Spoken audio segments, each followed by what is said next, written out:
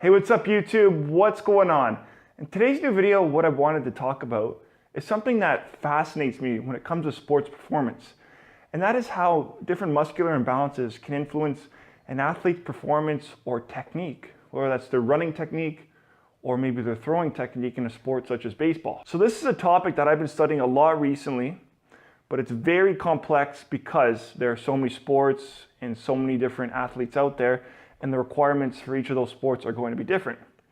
But to give you guys an example, so I recently read through Charlie Francis's Training Systems book, and in that book, Charlie mentions about how a quadricep to hamstring imbalance can influence or impact a sprinter's running technique or sprinting speed.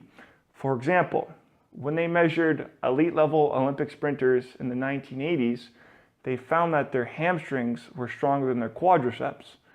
And if their quadriceps were stronger than the hamstrings, this may put them in the support phase for a longer period of time, and that may slow the running speed down. So the support phase is when their foot is on the ground and they're not in that flight or propulsive phase. So the point that I'm trying to say with all this is that there's an example of how muscular imbalances can influence speed. Now, if we were to take a more extreme example, and I've used this example before about how powerlifters shouldn't do yoga, and people who do yoga shouldn't be doing powerlifting, because when you take a powerlifter and if you start doing yoga, you may reduce some of that good stiffness, which can possibly take away from that powerlifter's performance. At the same time, someone who does yoga is not built for powerlifting. So those are two extreme examples, because that yoga individual, if they go try powerlifting, they're going to break. They just aren't built for that because they're training for yoga. They're not training for powerlifting. Now, at the same time, if you look at other sports, baseball, basketball, hockey. Now, those sports are unilateral. It's a little bit different and it's a little bit more complex and difficult to really understand. But the one thing to understand is that if you take someone in baseball, if they're too stiff or stable, same in basketball, they're not going to be able to throw that ball or shoot that ball with the power that they need to maybe throw a 100-mile-per-hour fastball or to maybe shoot that long-range three-point shot. They need the appropriate stiffness and mobility, but if you get too much on one extreme end, that could impact their performance, affect their technique.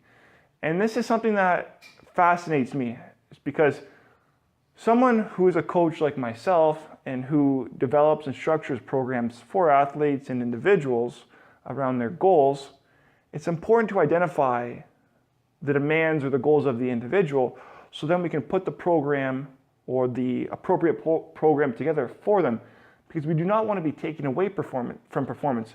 So in the example of a sprinter, if we put them on a quad dominant program then, where they're doing just lots of squats and very little hip dominant exercises such as maybe a deadlift, they're going to be very quad dominant. Their running technique now will become quad dominant, and that may put them in the support phase for a longer period of time and slow their speed down. So this is what fascinates me, is when it comes to the muscular imbalances and how this may impact one's technique or performance in an athletic scenario. So every sport is different though, guys.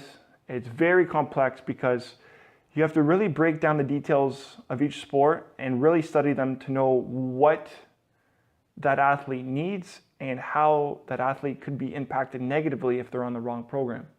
So this is what I've been studying a lot recently, and more specifically with sprinting, just because Charlie Francis, having stumbled upon him and never really studied the sport of sprinting itself, Charlie really breaks this whole concept down with a specific touch on sprinting, but this can be applied to all other sports. Overall though, this is why it's important to understand throwing mechanics, shooting mechanics, jumping mechanics with an athlete that you're working with, because you don't want to put them on the wrong exercise program. You want to have the best program structured for them in order to get the best result for them.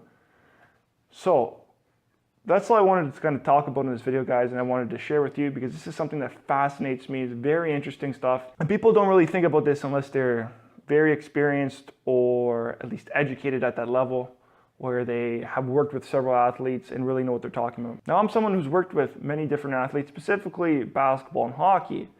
but it just fascinates me to understand this stuff, but it's also important for myself to know this stuff when working with an individual who has a specific goal or is looking to return to a sport. And I need to know this in order to give them the best program. So this is why I will assess things like posture, different imbalances, what their technique may look like if they're walking or they're running, and it all depends on their goal. Now, I'd love to hear your thoughts, guys, what maybe you guys have learned or what you guys know with regards to maybe a sport that you play. Now, basketball, hockey are just the most familiar with me. I have worked with other athletes in different sports, but like I said, I'm continuously learning about different sports and different athletes, and I don't know the end all of everything. I'm just someone who's trying to become more educated about this topic with regards to different athletes and different individuals. But overall, love to hear your thoughts though, what you think, and maybe if you're in a certain sport that maybe you know about how different imbalances may impact different performance techniques for whatever sport it may be. Love to hear your thoughts. And for this video, guys, that is it. We'll wrap it up. And until next time, take care.